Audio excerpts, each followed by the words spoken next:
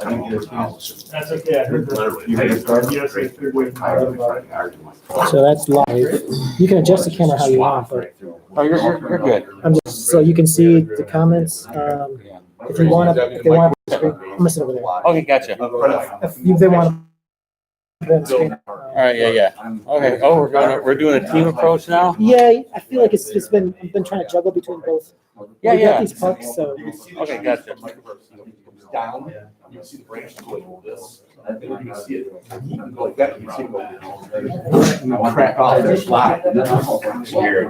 That's what my first was. It's like areas of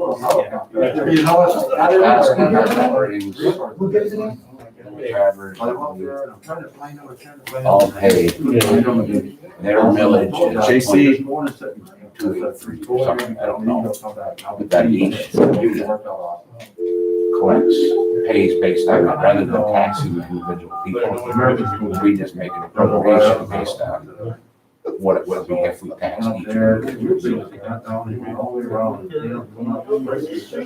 they're out. So the next question is, do we even need it? I'm not on board, but Andy is. And they're getting to the point where they're. You are the only participant in the conference. I just love that. Isn't that a fun thing? I just love it. Makes me fun. So much here. We put a lot of affordable housing. this is. Oh, yeah, right. I want to watch you when you present that idea, okay? This is not in our backyard kind of thing. So,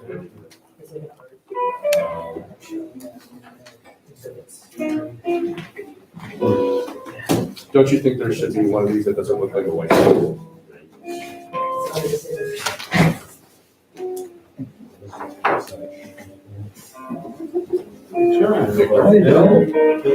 I know, I think so too. I'm good. I'm good. It's coming, you know. A lot of wood out there that needs a home. I want the redwoods of weather. You need to start right there. Home and get my truck and You change. need to start it right there. Yeah. Seriously? Yeah. There's a lot of wood down. That's what that tree trimmers. They're gonna be busy. They're busy for a while. Oh, look, they got red side again. I thought that's. Andy, you're welcome back to the table. Yeah, well, thank you. Don't know what to do with myself. Okay.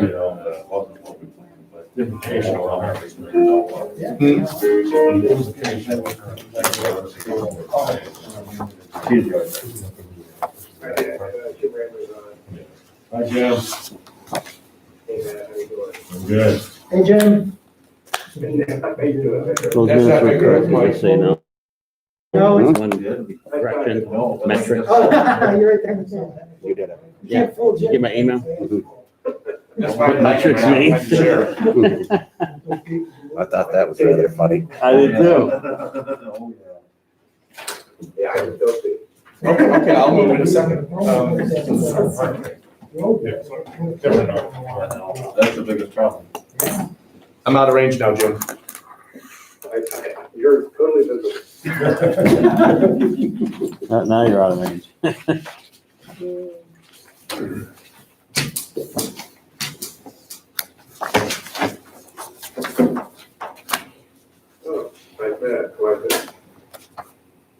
Who's next? I thought Mike Nass, I could wear it. I am. He's actually here. Yeah, inappropriate. I'm doing my best. Small steps. Well, once you go with that in the room and you won't wear a mask properly. What? The I can't hear. most dangerous guy in the room and you won't wear the mask properly. Yeah, that's why I don't wear the mask, because I'll get pulled over. No, most likely to have the COVID. Amongst others. High school awards, most best dressed, most likely to succeed, most likely to have COVID. I got all those, they're like plaques. No, you're, CC's yours is right in front of the chair. How was it in the building that day? Never mind.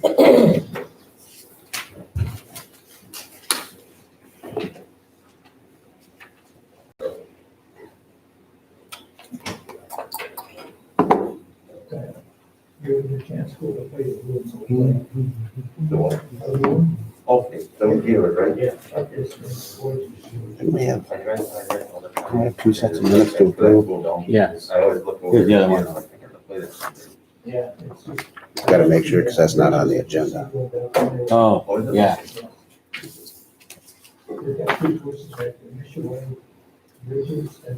Okay.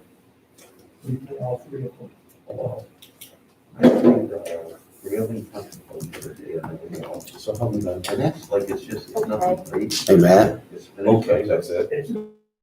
it doesn't say it on the agenda, but there's actually 2 sets that we have to approve. Open and close? Yeah. You need a copy to close? No. I think we can, we're not supposed to read those. Just approve them. Just approve them. That's Hey, it. we don't have to do roll call. No? Well, we're all here, so we can technically say that. Oh, okay. Good. If somebody tells me otherwise, yes, it is.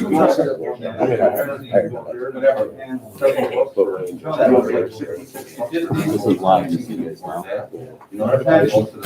Yes, I know. I love pizza. Steaks are better, but pizza's okay. The microphone on that thing is really good. That's why You can add it. You can add it. No, it's live.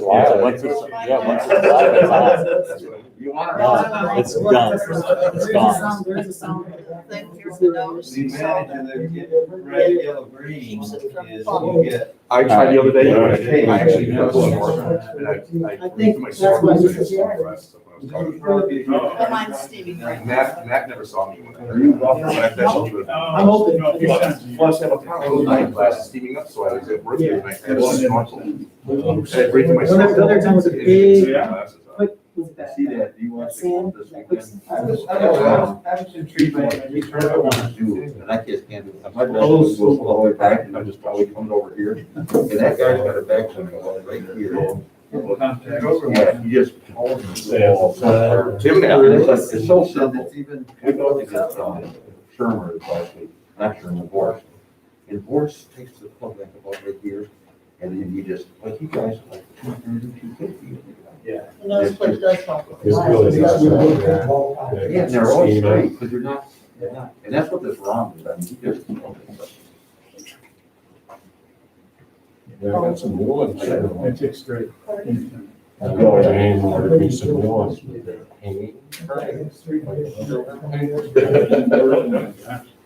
you know the jokes to go on that one? Yeah, it doesn't say names.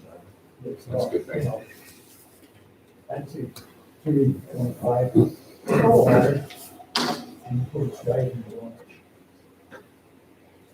You're not supposed to put your drive in the water though. Yeah, you put it in the water, it's also the writer,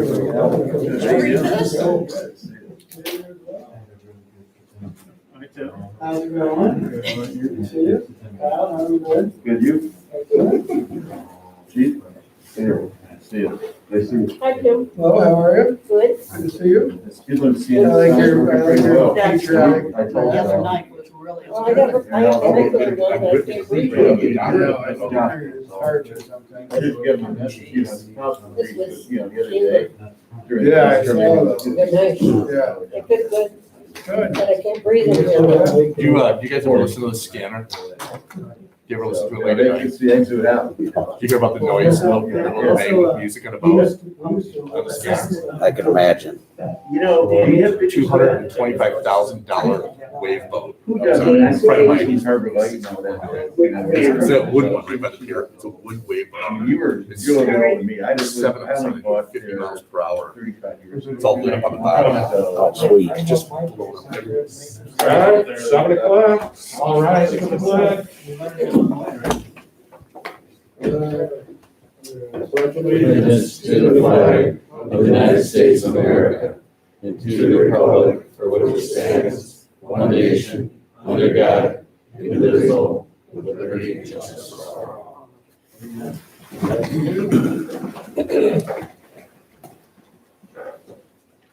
Roll call, please. John Cox, Matt Boogera, Here. John Leo, Here. Mike Naturkis, Here. and CC Johnston. Here. We do have a quorum. Good. Minutes from the open session of the meeting on July 6th. The comments? I read through, yeah, I read through them, it looked good to me, and John just gave a motion to approve, all seven. Very good. All in favor? Aye. All right. Mayor, close this, close, yeah, I forgot to include that. And our closed session minutes for July 6th. Same deal, they looked good to me. Okay. What they say? Closed session. Something about 10 now, I'm not sure. Well, So I'll make a motion to approve. I'll second. second. All right. All in favor? Aye. Opposed? Good. And the bills? Bill committee? I have one correction, Nick and I went through it, so it's a motion to pay bills. Mine was good, and second, All right. First and second. All in favor? Sorry. Aye. Aye. Opposed? The bills committee. These people minutes, citizens count. Before we go to citizen comments, I just would like to add an agenda item to the city manager section, and that would be the Garden Club is requesting a donation this year, as we normally do a donation every year, so we put that under item. Very good. Then I'll also have an update of the storm assessment.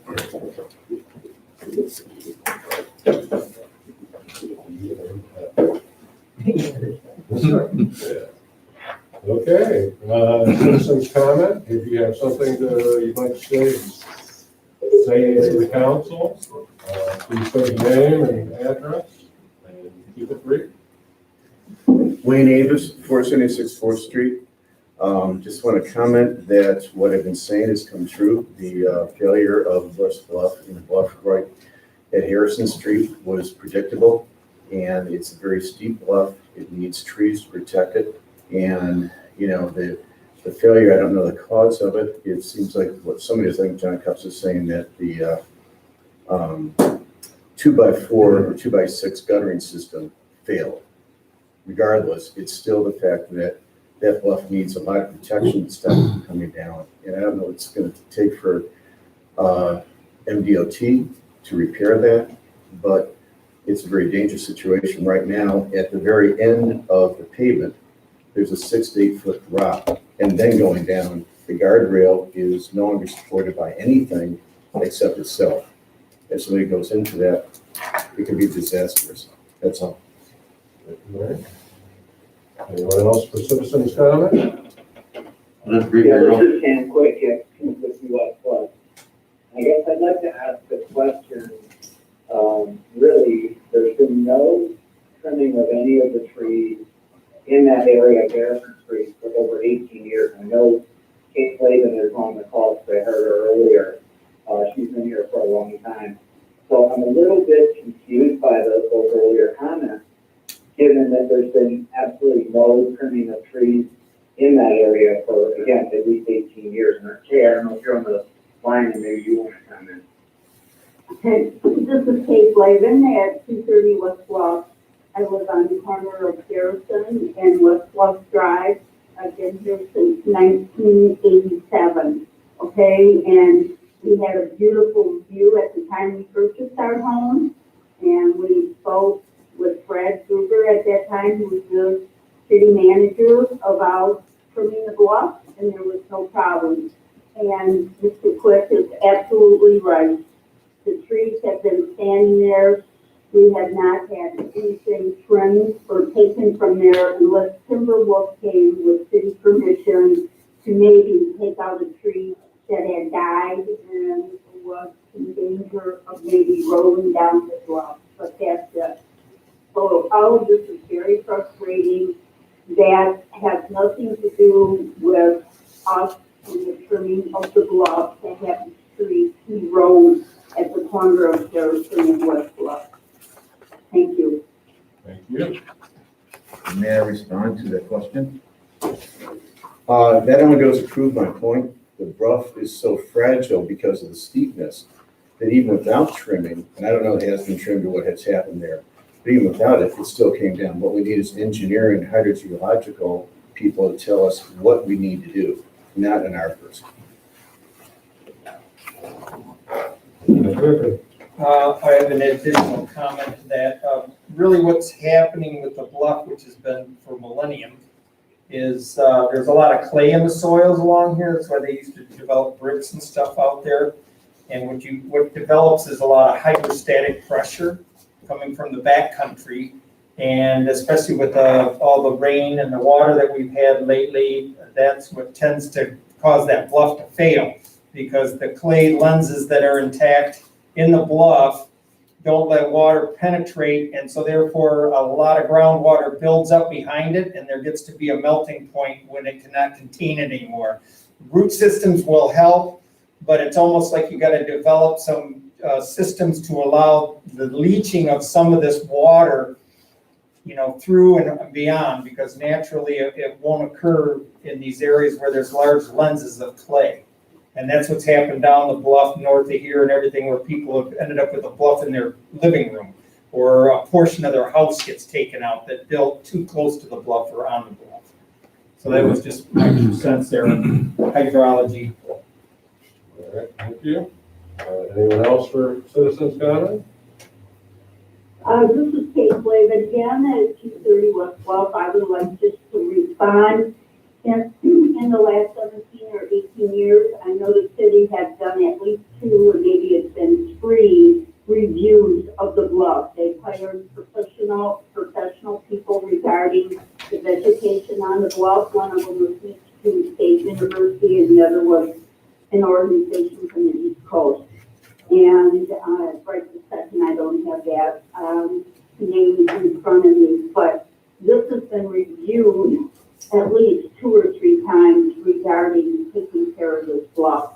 And so I think it's really important that the city look at what needs to be done and to do what's appropriate for everyone, especially those of us who've been waiting for 18 years for this to be a remedy. Thank you. Thank you. I think it's more an issue of the safety of the households and stuff below the bluff. The view is kind of, it'd be nice to have a view, but the safety of the homes and the people below the bluff are really what's at question here, and the risk. Sometimes you got to sacrifice a view. You live in northern Michigan in the wilderness, so. One more 10-second comment. One of the issues when people compare East Bluff and West Bluff is a big buffer zone between East Bluff and the road and West Bluff and the road. Right now, we see right up to the road is where the bluff is eroded. Every bit the road's down, it's never there. There's no buffer zone that says, okay, we got 20, 30 feet before we got to worry. Right now, it's right to the road edge. That's my concern. Anyone else for citizens comment? If they put a curb along that road, it wouldn't have that much water problem. Talk to them about that. And you too? Andy, any comments? George Pete states, devote some serious research to the management of this landscape. And we have about 10 people viewing YouTube. Good. Anyone on the phone for citizens comment? No? Dan Flavin. Dan, you have something to say? Yeah, no, my name's Dan Flavin. I was just calling because I guess I heard some views about the houses below and their safety. I guess I don't understand why you wouldn't be allowed to thin the trees. No one wants them cut, but thinned allows not only the general public to have a view in and out of town on M119, but also the constituents that are taxpayers they're served by having their views. It doesn't do anybody any good to not thin the trees. All that does is prevent someone from having the view. Thank you. Yeah. Yeah, thank the city crew for the good job on Pine Street. Yes.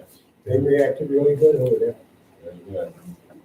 Another comment on, most of you heard, but last week we had a stolen vehicle downtown, that was stolen out of Traverse City, and a gentleman got out of the vehicle, a delivery person, identified the truck based on 7 and 4 News, and contacted 911. We responded, and actually thanks to Mike, gave me a call saying the gentleman was up on the roof, and I got a little nervous at that point, felt like he might be up to no good, up on the roof with a backpack. But everything was resolved, but he returned to the truck, asked Officer Johnson to stay in Graham's, he ended up walking right up to the truck, he was taken into custody without incident. So it could have been a lot worse, and it turned out very well. So that's it. Thank you. Thank you. That doesn't happen up here very often. Did you get tasered? No. That's pretty funny. All right. Just one more comment from Mr. George Pete, reference to the West Bluff. He is suggesting a restoration ecologist. Regardless, I think that this matter requires immediate attention until the master plan is updated. Cool. Now, there is, just to remind everybody, there is a moratorium on cutting, and there is a project ongoing that the tree board has taken on to look at the bluff, come up with a management plan, and the top priority of that plan is bluff stability. So the importance of a stable bluff to safety and preservation is not lost on anybody. So that is in fact. One more time, David. Well, I just didn't know if the comments concerning the master plan are come at another time. Are we addressing the master plan tonight? We are not. Oh, we are not. Okay. Thank you. All right. Thank you. All right. If there's no more citizens' comment, we'll move on to the city manager's report. So the first item on the agenda is rules for citizen comments. Council members have expressed a need for rules for public participation, so that way we can keep the meeting running orderly. Both our charter and the Michigan Open Meetings Act allows council to establish rules for citizen participation. Any citizen has a right to participate or attend any meeting, but the council can create its own rules for how to participate. Historically, the council has been very lax and has had loose rules, and I don't think we really want to change that too much, but I do think the council should probably have some power in how they direct the meeting so it doesn't get out of control. So based on the feedback I've gotten and looked at different municipalities and how they conduct meetings and the rules that they have, I've established or created a set of 10 rules here. And I'll just go through them very briefly. Everyone has a right to speak during the citizen comments section, but there'd be a time limit of 3 minutes per comment. You have one chance to speak. If you don't use your 3 minutes of that chance, then you're done for that section. That really applies, especially when we have important debatable topics on the agenda. And an individual also may speak on any particular agenda item that's opened up to the public to speak about. And that, for example, they could speak to this agenda item for 3 minutes. The individual should address the city council only after being recognized by the mayor first. So only when the mayor says you may speak, as opposed to just interrupting others. Upon being recognized by the mayor, the individual should stand or step toward the council, state their full name and address, hand any materials or documents to the clerk to distribute to the council, and direct all comments and questions to city council and not to other members of the public. They must not engage in dialogue with another citizen when addressing the council. This is to keep it orderly. No individual shall interrupt or question another individual who is recognized by the mayor as having the floor. The mayor has the right to declare someone out of order for violating these rules, which would forfeit that individual's right to speak. For repeated violations, we can, the mayor may have that individual removed from the meeting if it amounts to a breach of peace. Then that usually means this is stop the meeting from going on, then the mayor can have that person escort it out. The council may wait until the public comment section is closed before addressing individual comments and questions about a particular agenda item, should they choose to address those. You don't have to address those comments. I believe, and I think this is a good rule, the appropriate time for a council member to address public comments not related to an agenda item is during the new and old business section. So instead of dealing with the public comment section, wait till we go through the agenda items, which were put on the agenda as a priority. And if we want to bring up that new and old council business, we can. The public may submit documents or written correspondence to be included in the packet, which many do. So, email me your comments, questions the week before, and I'll put them in the packet. Packet usually goes out on Friday afternoon, so I usually wait till the last minute to get that packet ready, so it gives everyone ample opportunity. And then for all, these rules are established to support or supplement Robert's Rules of Orders. Those are officially our official guide, like most council meetings, but anything that's in these rules that contradict Robert's Rules of Orders, these rules will supersede those.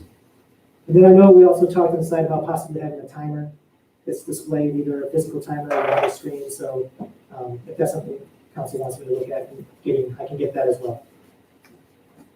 So if there's any changes or additions or discussions about this. That's great. Susan, you have any comment? I think that's wonderful. I think it's great. I think. Yeah, it's not a hush thing. You can always write a letter and we'll be able to have it in the packet and we can address it at the time, but I think you again did a really detailed job in gathering information. It looks very standard. The other county commissioners, I think, have a very similar structure as do other city councils. It's a tool that the council can use, again, not to stifle communication, but to allow us to manage it, particularly with important topics that usually attract a lot of people. We've had a couple of instances where this has been really, and it's important. So I only comment 3 minutes, will be a little short. We'll start at 5 on the citizen comment section. So 5 for the citizen comment section and 3 minutes for the agenda item, or 5 for all? It's the citizens comment section that really bogs us down. People don't seem to comment, or they're more concise on the agenda items. So that was the one. That's better. I wouldn't go more than 5 minutes. If you get 20 people, I don't think the thing's minutes. it's Reasonable. right. Okay. I think 3 minutes is not enough. There. I mean, council always has the option of extending that if someone is struggling and really needs some extra time. Council always has the ability to do that, but we would then have something. And it's really up, put this in the mayor's lap, it's really up to the mayor to enforce, I won't say enforce, but to implement these rules. I think according to Robert's Rules of Orders, any decision you make can be overruled by a majority vote of the council, but if you want to let people continue speaking beyond the 3 minutes, you can. But then if the council takes issue with that, then they can fall back on the rule. So it's really, this is just really to, if things get out of hand, I think. I don't think, it's not meant Or to to. prevent them. Do you want a motion on that? I think we need a vote and a motion. Just one question, are you proposing this specifically for city council, or would it also be used for boards and commissions? It could be used for boards and commissions, but I think we would want to run them by each board and commission because they would determine their own. But the intent would be to provide a generic. Yeah. Well, right now, it's all verbed up in city council though, so that would have to be all changed, because right now it just says. Oh, yeah, we'll just, that's easy. That's just word processing. I'll put Andy on it. I'll make a motion to accept Richard's proposal. I'll second that. Roll call on that one here? Yeah, I think it will. C.C. Johnston, Yes. John Leo, Yes. John Cops, Yes. Mike Naturkis, Yes. Matt Bagheera. Yes. Motion carried. Great, you guys. And as far as your question about a way to to display. Any feelings on that? The Google satellite thing that we have. Works fine. Perfect. It's a lot of pressure. Have the music start. Jeez. All right, moving on to second agenda item, which is an event application. It's called an Invitational at Harbor Springs. I'm sure you've read in my packet, but I believe Danielle is here from Blue Ribbon, and maybe she can just give a brief introduction to the event and some of the plans that you've seen in your packet, as well as additional plans that we've given to you. So, Danielle? Hi there, I'm Danielle from Blue Ribbon Events. I'm proposing to do an invitational fine art show down at Shore Park in the center of the village there. I know this year there's lots of questions about COVID-19 and how everybody's going to continue to move forward with life and deal with it and continue to still support our livelihoods and continue living our lives. So we've created a big proposal for you. It probably has about 15 policies and procedures that we are already implementing at our other art shows. We have added, I believe, 5 or 6 more for your particular venue down there, including directional flow, increased signage, and counting the actual customers that are coming into the show to make sure that we're staying below the governor and the CDC's mandated guidelines right now. I am aware that things can change pretty much on a weekly or bi-weekly basis depending on how our governor decides to make speeches and comments on how Michigan is performing with the COVID-19. I'm hoping that everybody perhaps looked over that proposal, and if you have any questions, I would love to field them right now for you.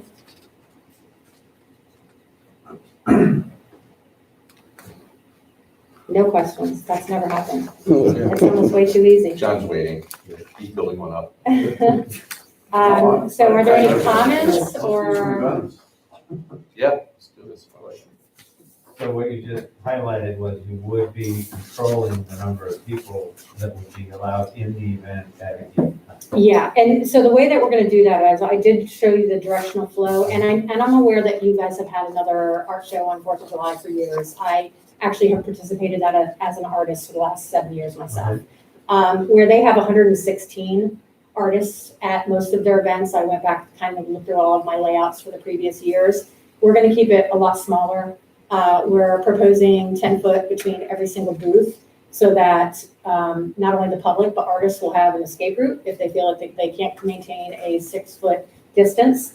Effective this week, we have already had 3 art shows in Michigan. I was the first and only that had any shows up to date, I believe, around here in this area.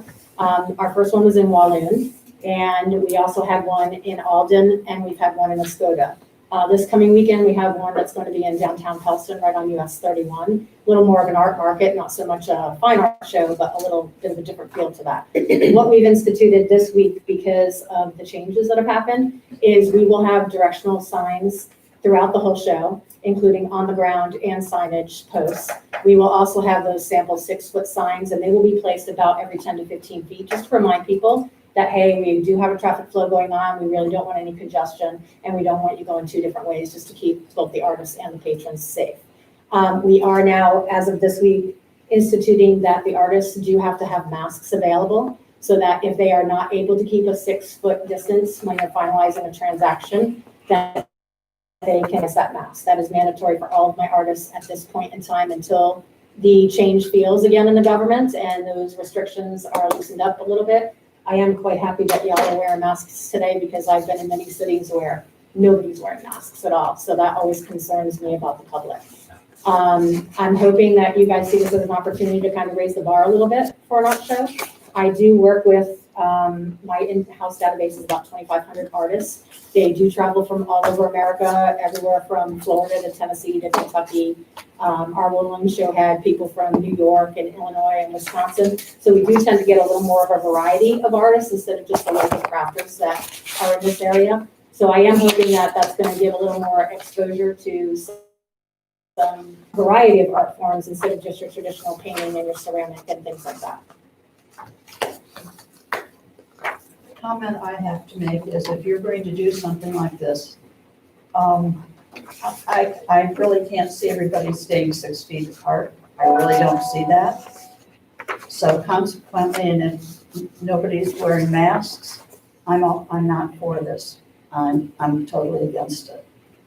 So in response to the mask thing as well, one of the new, we have been providing rubber gloves for everybody since our first event. They're always at our informational booth so that they can pick them up. That way, if they choose to touch anything from an artist or if they want to go to a browse bin, do have a little more protection. As of this week, we are also offering masks at our informational booth too, so that if a patron does come up to the event and they do not have a mask, we have one that they can take with them. But you're still saying that they don't have to have a mask on, correct? Well, by law, it's an outdoor event, and if it's under 250 people, I can't make the public wear masks. As per our governor.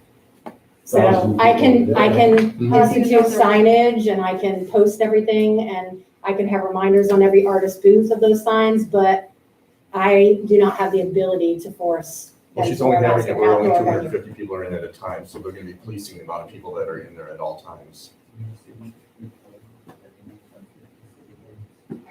Our farmer's market requires masks. I say, if you won't require masks, I don't think we should go forward.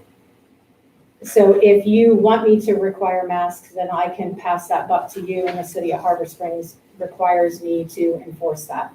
If that makes sense to you, I, from my position, can't force that on the general public because I'm not in control of that space down there. We get Chief Knight's opinion about that. Can you have signage that says, Mhm.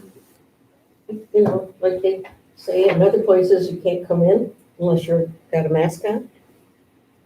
It boils down to public property and maintaining their 6 foot distance. If somebody's on a public property and they're maintaining their 6 foot distance, we can't, I have the law right here, she just came out with the other day, 153. As long as they're adhering to the governor's guidelines, we can't require they wear a mask. It's up to, I mean, I understand what you're saying, but I don't understand what she's saying. I mean, the law is a law. It's like if I can make this, if they're maintaining the 6 feet, the other day, a gentleman hit me up when I was on Main Street at the farmer's market and said he disagrees with this because it's a public street funded by public dollars and that he has the right to go down the farmer's market. I asked him kindly not to go down the farmer's market, and he respected my decision, but it boils down to if somebody's a taxpayer and they're on a public street and they maintain their 6 feet, I don't know the law that says that we can't allow him to be on a public street funded by taxpayers. I'm just saying how I see it. That I don't know how I can enforce a law when the governor's it's right here, and if somebody adheres to what the governor's saying, that we can enforce, or I can write a citation to somebody for being on a public street, maintaining 6 feet, but yet still requiring them to wear a mask.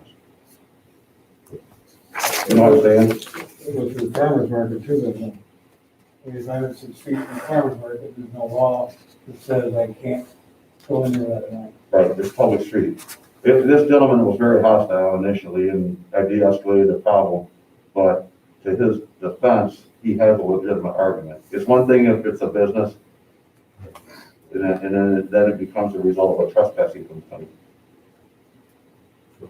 But just to walk down the sidewalk and stuff like that. People aren't doing it. Is the 6 feet enforceable? Is the 6 feet enforceable? So if somebody's not maintaining 6 feet, is that something that's enforceable? It's enforceable, but then it becomes a problem if let's say you and I are down there, how do I determine that we're not from the same household? And then that creates a problem for us as I'm not asking my guys to go down there and ask every individual family or couple, are you guys living together? Are you staying in the same household? That's not practical. So what if we actually took it, and because we don't know how many people are in that one area, what if we actually reduced the amount of people that were in there?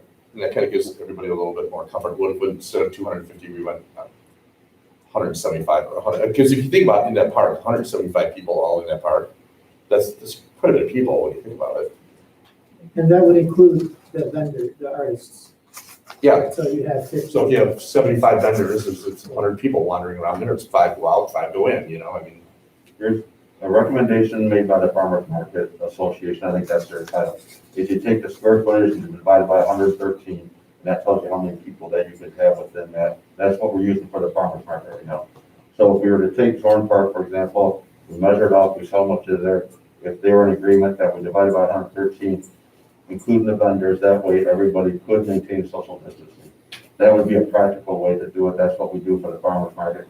That's what Hannah and I sat down. Actually, the farmer's market's going underneath that guidelines a little bit, but based on the square footage that we came up with for the farmer's market, they could have 190 people, I believe, in the farmer's market area. They're monitoring, I think it's 120, 150, something like that. But I think that to make it be practical to follow the governor's guidelines, that if we took the area that she's gonna use, divided by 113 feet, and then came up with that number, and if they are in agreement to adhere to that by county, I think that's a practical solution. I also would add, pitch in there that, I think similar to what the farmer's market may have been doing is, although you can't limit, and as long as they're following the governor's order on public property, you can't enforce that. However, as an event coordinator and sponsor, you can tell your artist that you won't sell anything to someone unless they have a mask, or you won't interact with them unless they have a mask on. So the people can walk through it, look at the art, but as soon as they start interacting or trying to buy something from the artist, or then you can say that, oh, mask required to interact with the vendors. I think that would be within reason. Yep, I do too. Well, and also most of the artists know, the way that they've been setting up what I've seen in the last 3 shows is most of the artists have adapted their setups because we're allowing that 10 foot in between each one. So you have your 10-foot booth, say maybe 12 foot with a little wiggle room. We're factoring in a whole nother 10 foot between each one. So every booth, there's 10 foot between every booth. It's not like your normal art show here where those booths are rail to rail. We can't do that right now. That's just not even a possibility. So by adding that extra 10 foot, we're already factoring in that extra distance as well with less vendors so that you're not going to have people with pockets. And then what happened at the last few shows is most of the artists that have done multiple shows with me already this summer are now saying to people, hey, could you just do me a favor? I have one family, this unit is together. Can you give us just a moment? And as soon as they're done, you can go ahead and come in and peruse the art. So do you have feedback on the proposal of taking the area, dividing by 113, and if you're controlling people in and out and limiting it to that number? Yeah, which is why we did the figure 8, so that if you looked at that map, they're only coming in, they can come in here, they can come in here, and through the center, that's it. They're going out 2 ways as well. So we're not gonna have the crossover of people walking in. And at some point, I mean, you've made a tremendous effort to try to ensure that you provide a safe environment. And it sounds like you agreed to what we just discussed. At some point, the people that are inside the fair have some personal responsibility for staying safe. Yes, we can also add them. signage at the front. You know, that's a very easy thing is that we can't demand that they wear a mask, but we can respectfully request that they wear a mask to protect the artists and the patrons that are in there. So we're fine doing that. I don't mind putting signs out at each entryway saying, hey, please wear a mask for your protection and for the protection of everybody else in the park. So if you agree to the suggestion that the city manager and police chief made, based on that agreement, then I think, I agree, it'd be really nice to have an event in town and have a proposal we accept. May I recommend, I don't know if this is gonna be too much, but have that signage at each vendor booth? We actually are. Those are going out, starting effective this week because of the governor and the way she did everything last, we have increased everything that we're doing this week at our next event. We already have 10 to 15 hand sanitizing stations placed throughout the whole show. They're on stands. They're pretty much every 2 to 3 tents.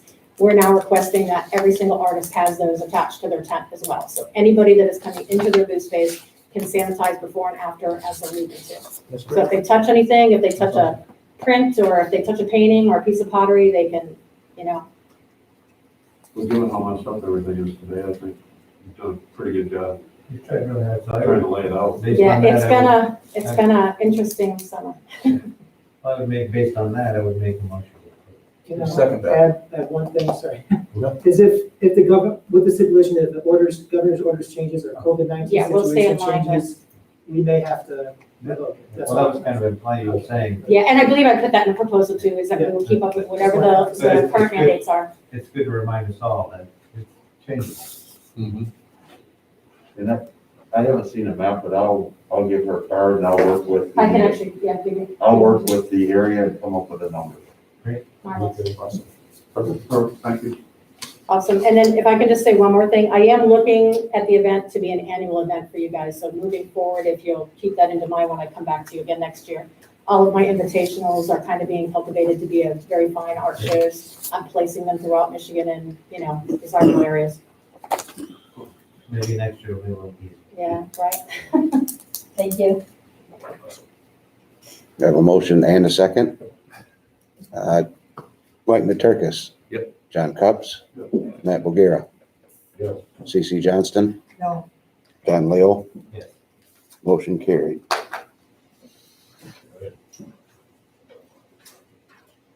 Agenda item C is the sewer authority, Bear Creek additional flow amendment.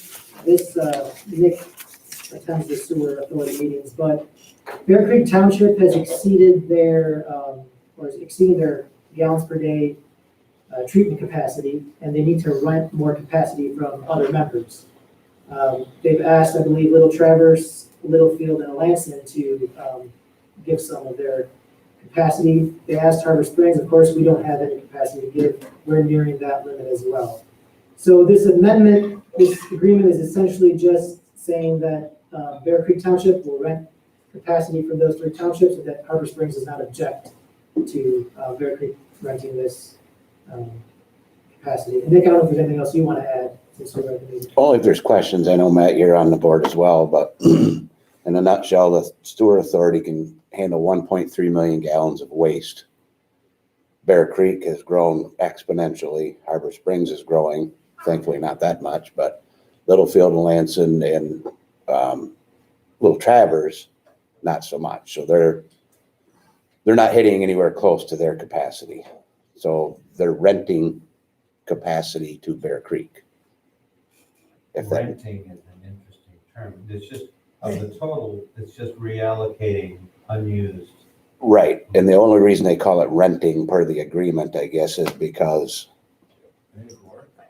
the only yes, this is the debt principle that's out there at the sewer authority is based on this usage. Right.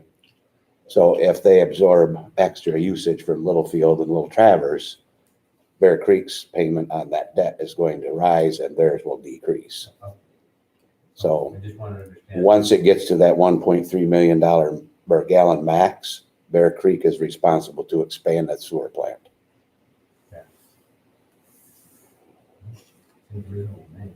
Very practical. So the motion would be for me to authorize me to sign that agreement on behalf. So move the motion, you're to sign the agreement. I'll make that motion. Yeah, I'll second. You want to vote on it? I don't think so, not just to authorize. Right, all in favor? Aye. Opposed? All right, item D, social district licenses and common areas. At our June 22nd meeting, council established ordinance, administrative ordinance 2020-2, which allows for the designation of a public area for the consumption of alcoholic beverages. That ordinance is there for you, that language. We have established the southwestern part of, I believe we said the southwestern part of the waterfront marina park. So according to that section, council must pass a resolution officially permitting the consumption of alcohol in that outlined area. Mr. Rayner drafted that resolution that was attached. The city, however, has also received questions about the governor's or the state's new law on these social districts and common areas, which would allow restaurants to serve open containers where customers can then take those open containers to a public space or common area to consume that there.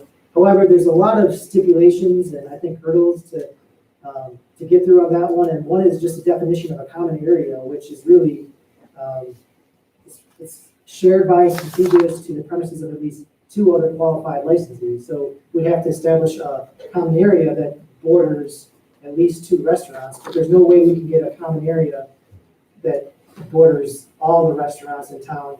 So if we wanted to close down streets, that would pose an issue. So really what this allows us to do, instead of open containers, what we've passed allows them to have sealed containers. So you can put a lid on a container in the restaurant and take it to the marina green space under the resolution that we're passing. It just can't be an open container. So I just think it'd be much easier to do it the way we've done it, or proposed in the ordinance 2020-2. This way it would take a lot of work. I think I've talked about it with Kyle a little bit and Jim Raymer, and I don't feel this would be a much more difficult way to proceed. Does it define what sealed container means? It does, but not, yeah, basically. But a red solo cup with cap. We've talked about that, I think I talked about this with Jim, and would a cap with a hole in it for a straw, would that be sealed or not? No.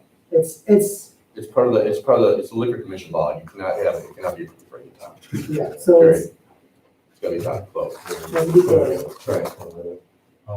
So it can't have a hole in it. You cannot have a hole in it. It's gotta be unperforated. Well, it seems like a reasonable restriction.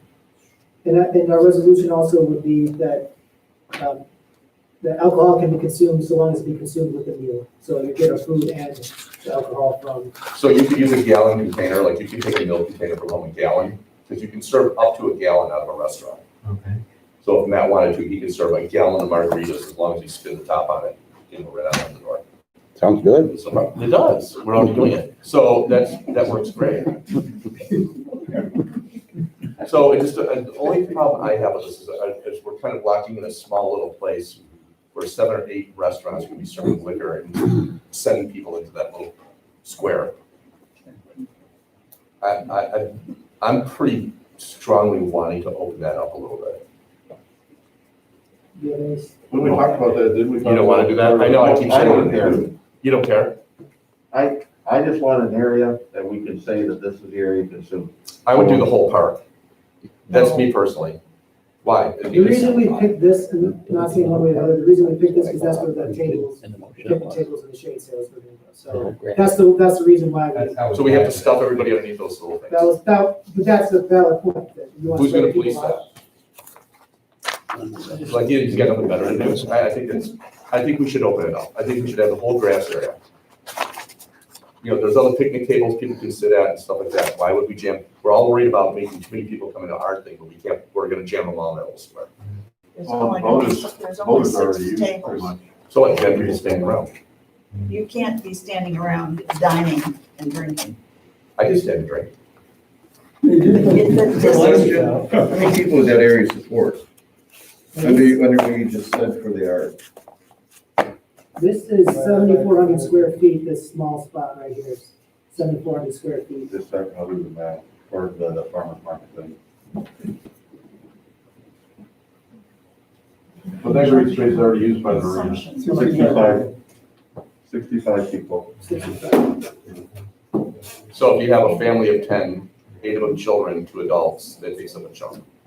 You have to, that's the math. So you only have 6, 8 people in there that can drink at a time. That's what I'm saying. If you open up, why not spread people out? I don't understand. Well, Thursday I watched a concert there and ate on a blanket, so I'd rather have a glass of wine than during the concert.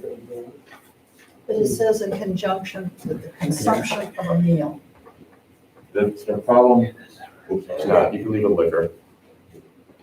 So, it happened in New York, I don't know if you saw it, what they call them FOMO chips, because they had the same stipulation, it had to be consumed with a meal, and they're called FOMO chips for the governor. They're potato chips, basically, they're selling them, saying that's your meal. Yeah. And so, we just gotta be careful, if you Google it, you'll see it, they're selling for $1 at the restaurants, so that they can say they're consuming. So, there's always a loophole. So I'm saying, I think we just give more people more room, that's all.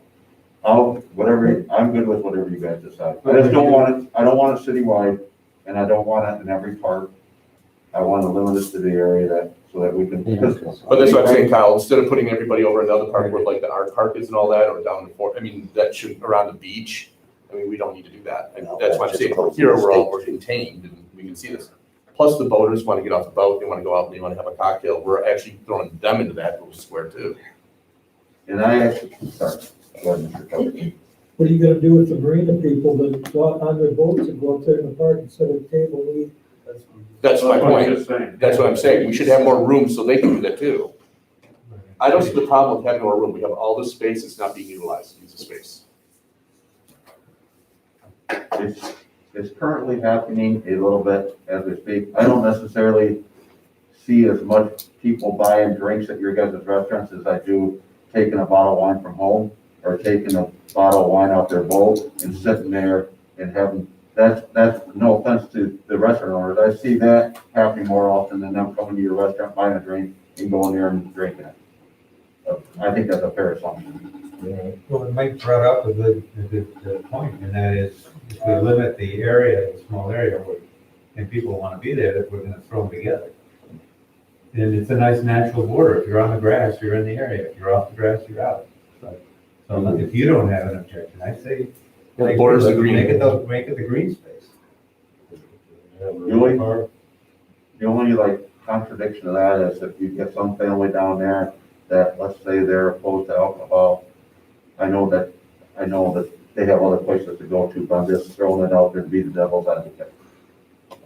I'm good with this, the whole space, I'm just saying. Please everybody. Yeah, that's the way it is. Yeah, I'm There's a good ton of with other it, parts. but the whole space, I'm just saying. But at least this allows an area for them to police. Yeah. And Is it possible to put one or two picnic tables on the other side of the harbor master office for those people that don't want to be around where there's alcohol? there's picnic tables all over down there. Well, there's not any on the waterfront next to the harbor master's office. There's picnic tables all over down there. There's one Spread out, bench. spread out. No, I'm just saying as a place for people that don't want to be around. There's some passive, there's passive, it's fine. What about Zorn Park? There's tables there, isn't There's there? some tables, there's people that don't want to be around alcohol, their options are limited, they can go anywhere they want. Kayakers use it to put all their clothes on. I feel like we should restrict it to the area from the harbor master office over the pier, that grass area there. Yep. I don't think it should go east of the harbor master office. No, Agreed. no, stay right there in the park. This one green space. Yep. But that green space, I just want to make sure it doesn't run in front of the harbor master office to the east.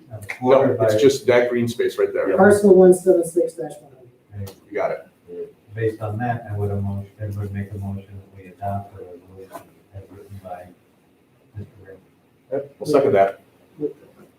Excuse me, isn't that the area where they're putting the sails?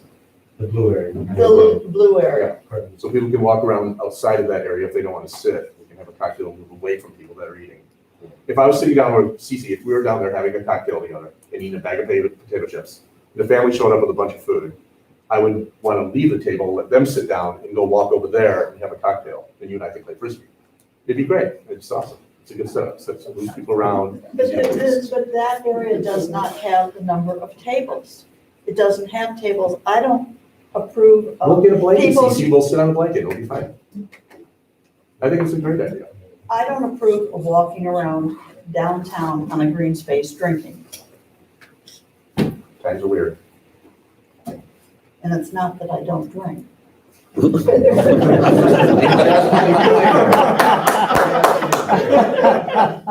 This is why I love sitting next to you so much. See, they did a really nice job grooming that place. You won't trip and fall. I'll supply the wine. Simple question, what's a picnic table cost?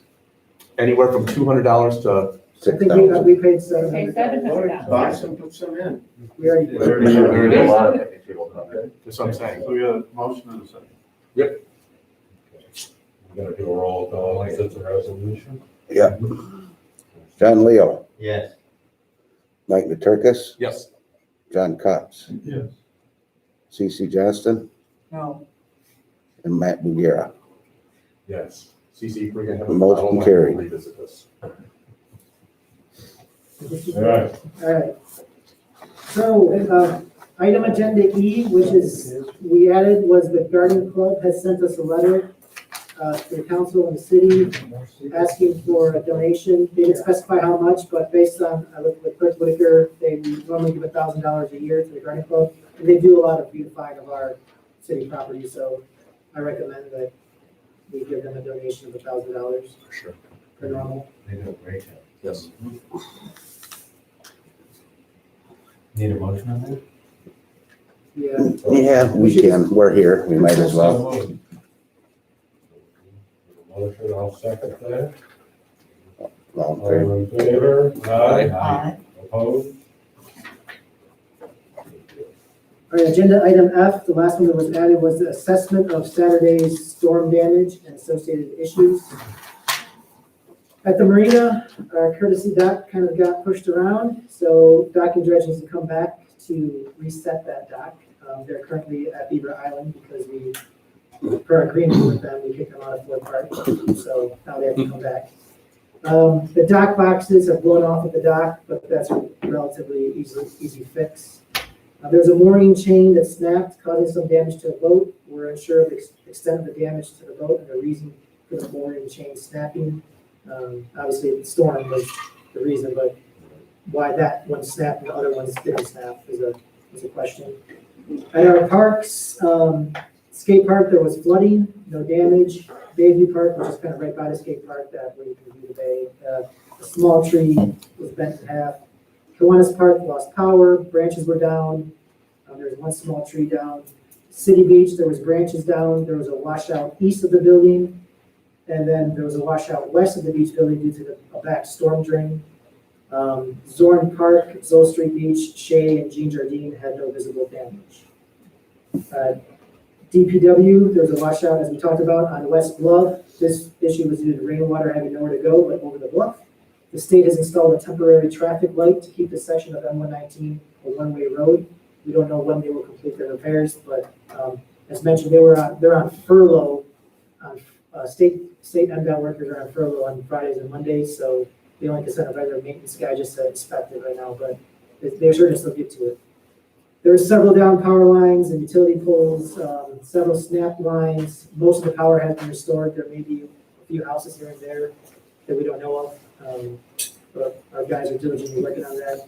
There's a lot of trees and branches on the roads and parking lots. There was some pooling of water and minor flooding on some roads and properties, nothing major. Well, maybe we'll get major for some of the property owners. But, DPW electric crews, they worked really hard and they were working long hours since 4 or 5 o'clock on Saturday. They've kind of made the city safe. Now they're transitioning to cleaning it back up to how it was before the storm hit. So probably by the end of this week, hopefully most of that cleanup will have taken place. Lucas said he's proud of his team, and so am I. They did a great job. They were working long hours, and commend them for that. From the police perspective, they had many calls, mostly about power lines and trees down. There's one tree down in a car. There's also one tree down in a house as well, or part of the branch on a house. The police were assisting the county with several calls. I think Chief Knight said they were behind 130 calls at one point, so there was a lot going on. I know there was, from the fire perspective, we had 46 calls. Yeah, so there was a lot of calls. Chief Knight, anything to add to that? No. Okay. So that really is the assessment of what happened. We don't know any of the costs, obviously overtime costs for the crew and other stuff, but these are the main issues. I don't see any serious costs at this point. Just staff time and some minor things. You did a great job. So to reiterate Awesome what Mr. Cup brought up earlier, and kudos to everybody. They did a tremendous job. They were out there, they dealt with it. We are really fortunate to have these people. It's amazing. Awesome. Yeah, the city crew, the linemen, we take that for granted, on all the power lines we had to set on. I mean, Great Lakes and consumers, that guy sitting on the scene for 3, 4, 5 hours, waiting. So when we get big storms like that, we're pretty fortunate to have our own crew in-house. And we do have mutual aid agreements with Petoskey, Charlevoix, other cities for help. Petoskey called us for mutual aid, but we couldn't send a guy over. Charlevoix offered, they called today, offered any support, but we told them we were fine at this point. So that's good to know that we have neighboring communities that are willing to support. Well done. Any other questions on this? Victor, Yes. did the new spillway come into play? Yeah, so It worked really well. it took some water. I walked down We there. have some video of it. Oh, great. It flowed like it was supposed to flow, even though it wasn't meant for this type of event, but it's working, so. you see the creek down by Mrs. Cobb's? And, It Yes. looks like Bear River running down there.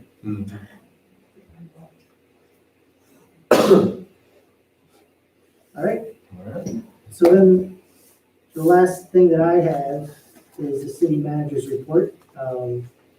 Do want to add a couple of things that weren't on there. One was the relief grant that we had talked about, that we had, last council meeting, we got that grant award, so that we giving us $1,500 to plant some trees throughout the town. We'll do that in the spring of 2021. In addition to that, the hedges at the beach have been removed, and we're just waiting to rattle the fence, which I believe should be this week. Water usage is down by 250,000 gallons per day, so thank you to all those who have voluntarily conserved water and complied with that request. The cottage company for the project is going to install scaffolding along the project on Main and Gardner. I got an update that their scaffolding should be here probably this week sometime, so hopefully by the end of this week, Main Street's parking spaces and sidewalk will be back open to the public. We are going to keep the parking spaces at Gardner blocked because it was either unblocked them if they have a 3-story scaffolding, which I think would have looked really bad as you're coming down Main Street to see this 3-story scaffold. And it would be more expensive as well for a cottage company. So those few spaces on Gardner Street are going to be kept closed. So tomorrow at 4 p.m. is the deadline to receive a candidate's application and petition to be on the November 3rd city council ballot the ballot for the city council and mayor position. So for those that are interested, you have just a few hours, I guess. Team Elmer said that their subcontractor for the tunnel repairs is probably out 2 weeks out. They said it was difficult for their contractors to find employees given the COVID situation and the checks that they've been receiving. They haven't been able to find employees, so they're running behind on projects. That's what they told us. So once those tunnel repairs are scheduled, we will then submit our revised plans for potential bike path to go underneath the tunnel to the state. We want to make sure that's secured first, the repairs, before we go to the state. And then the Governor Whitmer has extended the remote participation option for board meetings through the end of the state of emergency, which could end soon or could go on for several months.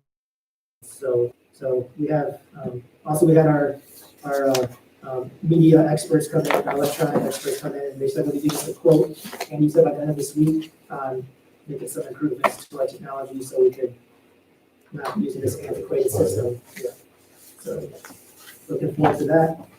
So yeah, that's basically, there's a few board commission meetings, 3 board planning commission, and harbor commission met, nothing super serious or, well, serious, but nothing out of the blue. So, Nothing major. not yet. I will be coming back to council August 3rd for the bluff management issue. We're doing still some legal research on that, so we want to make sure we get that right before we present to council. Okay. That's all I have. Good. Boards and commissions, I don't have anything. We are looking for a new member for the tree board. I think Andy's gonna advertise that, or put that on Facebook or something. Okay. You know anyone who wants to be on the tree board, send them my way. They do have to be a city resident. Okay. That's in a hurry. I'll double check, but I'm pretty sure that. Yeah. All right. Any new or old business at the table? What date is the tree board meetings? They are the 3rd Fridays of the month at noon. Do it. Do it. I'll do it. Want to do it? Sure. You're a perfect person for that. Okay, now it doesn't involve cutting them down. That's why I wanted him to do it. Trees and sticking them in. We got the ratification till next Okay. Fill out an application with Vector, and we'll do it at the next meeting. No one else on. All right, there's no other business. I'll adjourn the meeting. Thank you all for coming. Thank you. Thanks for coming yourself. Well,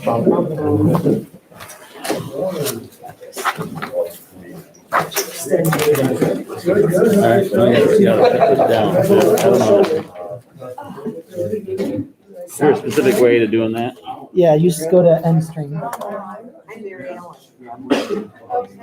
And then